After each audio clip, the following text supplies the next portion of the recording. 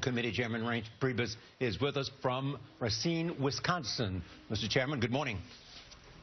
Good morning, Charlie. So you have a presumptive nominee who was not a registered Republican until 2012, an outsider. Where does this leave your party?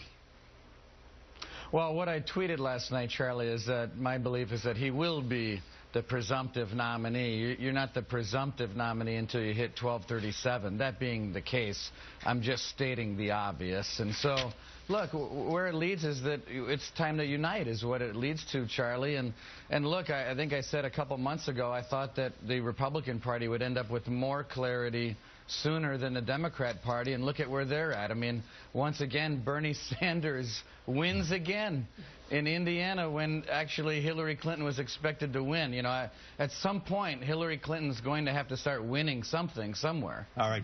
I'm looking at the Daily News, the tabloid here. It says, Republican Party 1854 to 2016, dearly beloved, we're gathered here today to mourn the GOP, a once great political party killed by epidemic of Trump. No, and there's an elephant, Reince, in a coffin, just to make the picture really clear for you. But let me add to the question of the Daily News. All right, fair enough. Let me add to the question. But people within your own party have said on this program that if Donald Trump is a nominee, will destroy the Republican Party. Senator Graham is saying, for example, how can a presumptive nominee who has so little support from Latinos and from women ever win a general election? Well, first of all, let me just remind everyone that what's happening in the Republican Party is pretty historic. When you look at voter registration against the Democrats has never been better than in 25 years. Our fundraising in the first quarter at the RNC was an all-time record. We've raised more money than we did in 2012.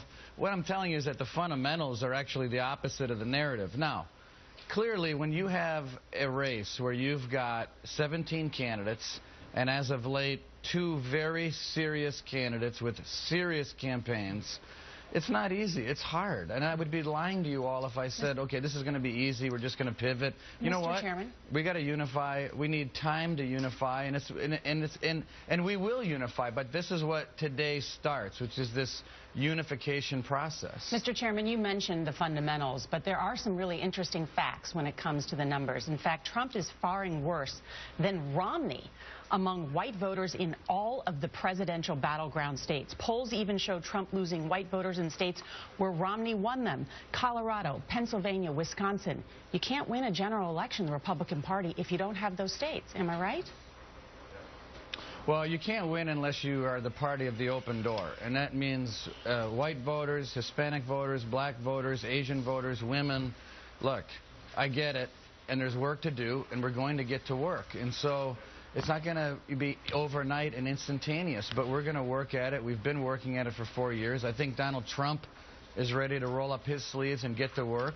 I think Hillary Clinton's work just to win her nomination. Now, obviously, she's in the driver's seat, but you do have to win at some point if you want to be the nominee, and she needs to figure out how to win. She's nowhere near putting boots on the ground. She's got to get to work, but she's got to spend money to win her Democrat nomination. Okay, thank you very much. Speaking of winning or losing, should John Kasich stay in or out, yes or no? It's up to John Kasich. Okay, I mean, all right. You know, all right. It's up no, to we him. wanted to hear your opinion, but that's okay. All right, thank you very much, Reince Priebus. Very good to see you. All right. Hillary Clinton lost